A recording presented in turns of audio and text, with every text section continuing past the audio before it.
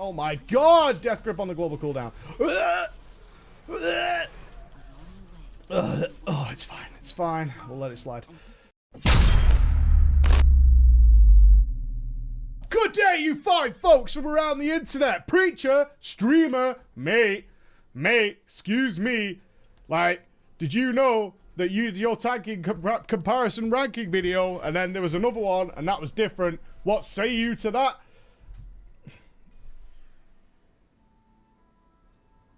I say, you didn't listen to the video. You didn't listen to the video. My video is on which tanks are the most fun. And there's a very clear point in the rankings that power of tanks should be, this is not me, right? Don't put this fucking hate on me, man. Don't put this shit on me. Should be homogeneous, paradise, equality, freedom, love, caring, flowers, tree hugging, and all kinds of good shit. Like, basically, Blizzard wants the tanks to be the same. Now, I know what you're thinking. That has never happened ever in the history of WoW. You would be correct. You would be correct in that decision, or in that conclusion. That has never, ever happened. We are still just doing a heroic. I'm going to jump to some M+ after this. I've made some modifications to my UI since the last video we made, which was on the Balance Druid. But I want to check that everything's working. Oh my god! Death grip on the global cooldown. Oh, it's fine. It's fine. We'll let it slide. Just for now. Hopefully we've got some fixes now to the problem. Oh, I don't have Wraithwalk anymore. I have Death's Advance.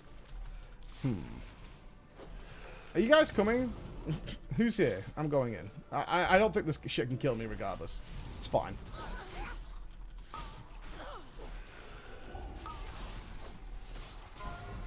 So, yeah, my video when I did the... Sorry, I was... I'm wondering where the rest of my party is. There they go. They're over there. That's fine. My video is on, like, what's fun. That's what's important to me. And more importantly, and this is why I'm on the Blood DK right now, what is fun at 120? Like, at the cap. That's the important bit. Which is fun when it gets capped. Because I did mention in the last video that what you're playing right now ain't what it's going to be like in BFA. It's not going to be like this, like, at all, in any way, because they're way, way slower. So some of you are like, Preacher, you were saying, like, you know, the haste levels are bad, and it's all slow, and all that kind of stuff, but, you know what, I'm just not seeing it. It actually feels pretty fine to me. Certainly Blood DK, you were, like, harping on about, like, you know, you hated the Blood DK. But it's fine. Yeah, it does not play like this. It doesn't play... Sorry. Not to be the big spoilerific dude, but yeah, it does not play like this in BFA because you just don't have anywhere near the haste levels here. Now, I did... I'm having to reference some other videos here because you might have missed some because, you know, YouTube's a bit of a twat. And if you... Apparently subscribing is no longer enough. You have to also hit the little bell. So, yeah, I want to watch this guy's content. But, mate, don't be telling me when it's coming out. You need to do something else for that. I guess it's for... I think it's supposed to be for dudes that have, like, I don't know, 170 or 200 subscriptions. Can you guys let me know in the comments, like, how many people do you subscribe to?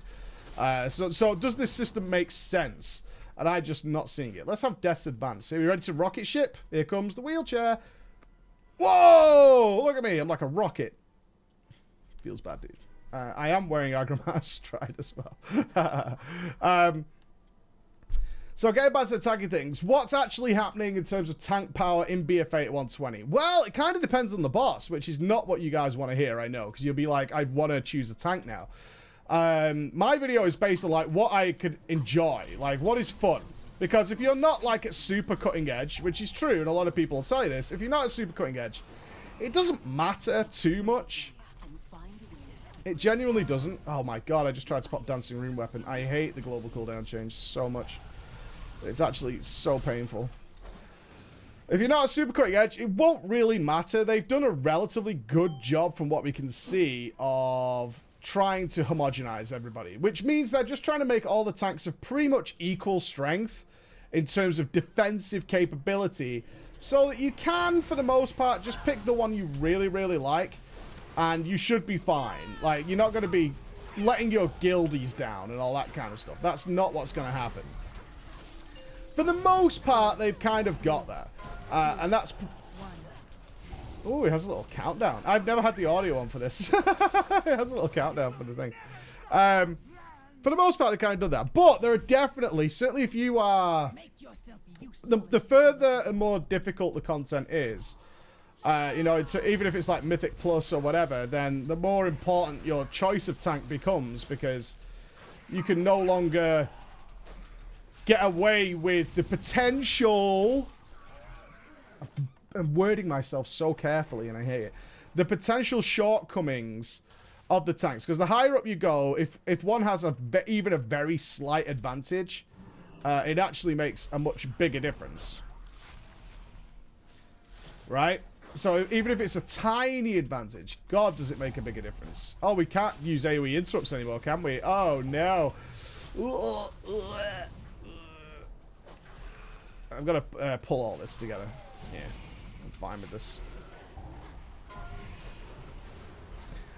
So at the moment, on BFA, it does look like what I can tell you is I've done every drop of Mythic Raid testing possible in BFA's beta, right? And that means that that's like the hardest it's going to be. Not only that, I want to put it into some context.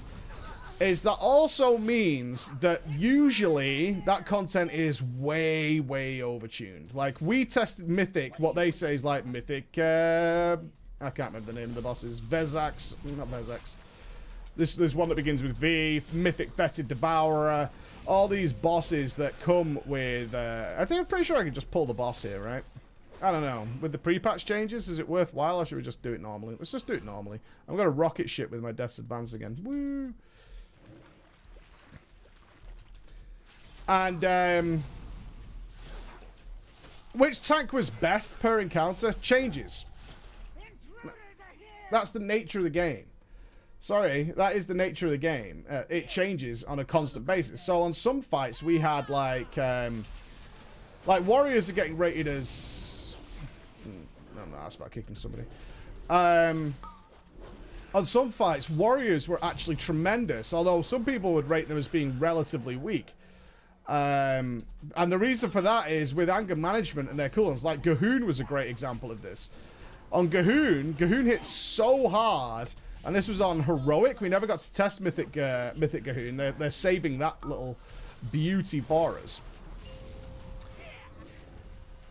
Because we never, that boss hit so ludicrously hard, and anybody who tested it will tell you the same, is it was just obscene how much tank damage that thing could do. The warriors were awesome, because what warriors could do was actually, when they were off tanking, so when they're not actually tanking, with anger management, they could reset like so many of their cooldowns, so that and so quickly by spending this rage, that they could reset like all their cooldowns pretty much like super, super fast. And then when they were taunting, they would have everything ready. They were like last stand, shield wall, all kinds of stuff, and that gave them a huge amount of power.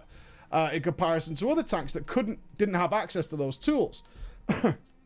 On the other hand, tanks like monks were just rocking and rolling. So this is all very well and good, Mike, but which is best? For me, a lot of people are saying Vengeance is really weak. I've not seen that. I've done Mythic Plus of a decent level with Vengeance Demon Hunters, and it's been totally fine. I haven't gone past 10. I'm not going to pretend I have. But that was still in a relatively under-geared Demon Hunter. Comparative to my mage, I think it was like 330, something like that. And it was totally fine. There was no issues there. And they're still, in my mind, absolutely 100% the most fun to play in BFA. And I know so many of you... Have you guys not doing... He's found it, good. They're still the most fun to play. Brew Master, though, Brew Master is looking extremely strong at 120. And this is where it's important. You can't compare it to this pre-patch bullshit that we're playing right now. As you can see, I'm still doing UI stuff to try and get it working. To make sure everything's fine for you guys. That's why we're just in Heroic, so I can chit-chat and talk about all kinds of stuff. But You can't compare it to now because this isn't how they play. This is an absolute bamboozle from start to finish. So just be aware of that. Brew Masters are looking extraordinarily solid, and they changed them recently, well, about a month or so ago, to actually have a little bit more interaction. They can reset like Breath of Fire, which gives another like procs or something to manage, makes them a little bit more interactive. They're not overly affected by how little haste and stuff we have at cap. That makes them really solid. Paladins are also very solid. I just don't particularly find Prot Paladin fun to play, but a lot of you do. A lot of you really like the theme of it, you know, the light show that is the Prot Paladin. It does all kinds of really cool stuff, right? And throwing Avenger's Shield is always satisfying, right? Let's not pretend. It is an always satisfying experience. So that's cool. I would still go as the weakest as the Guardian Druid. Some people have been saying, I like the Guardian Druid. That's great. That's wonderful.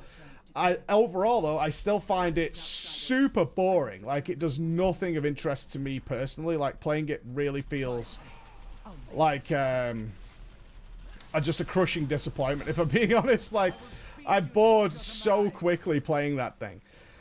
But you're right. Like, in terms of what is the very, very top tier strength, it's going to vary. I personally, from what I could tell looking at logs and feedback from other guilds who also did the testing, for me, it looks like Brew Masters are going to be a mandatory.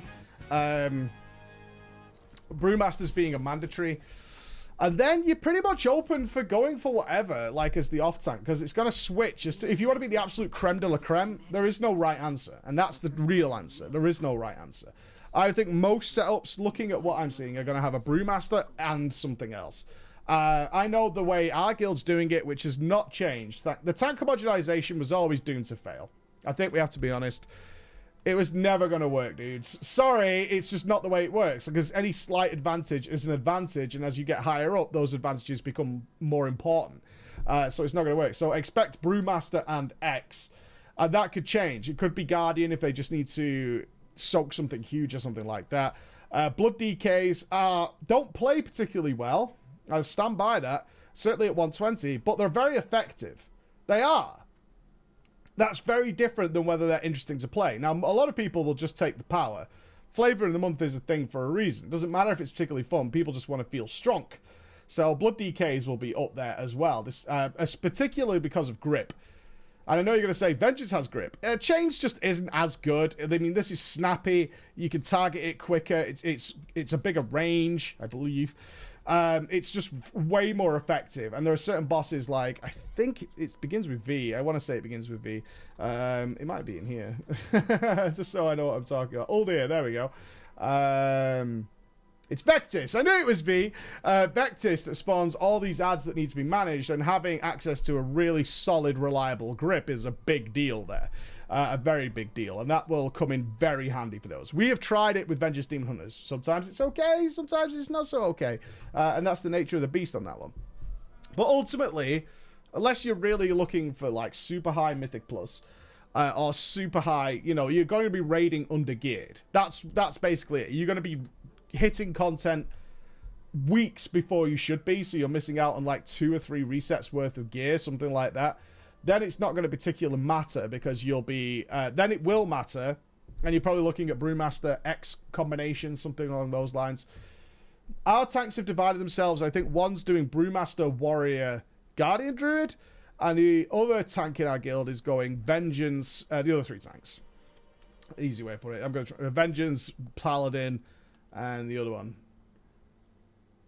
Blood DK, did I say that? You know, the other 3. That's how that's going to work. So don't stress yourself too much about it. Rankings are all very well and good. They also get a lot of attention and views. I'm not saying the information's wrong. I mean, I know Sko did one. I'm sure Sko did a lot of research. There's no reason for them to lie to you guys. It's not like you won't figure out straight away what tanks the guys are rolling, so what's the point? But that's my thoughts on it. I still stand by what I said gameplay-wise. Not changing that whatsoever. Gameplay-wise, the list still remains, except for Warrior. It's dropped down a little bit because they removed some of the stuff that I thought was cool, like unused bolster and being able to stack that and manage that. They took that away and made it a little simpler. Again, a benefit for some, a disappointment for others. Thank you so much for watching, guys. I think it's time to do some Mythic Plus and see what's happening there. I've told it's broken, but we'll see. Thank you so much for watching. I'll see you again. Bye-bye.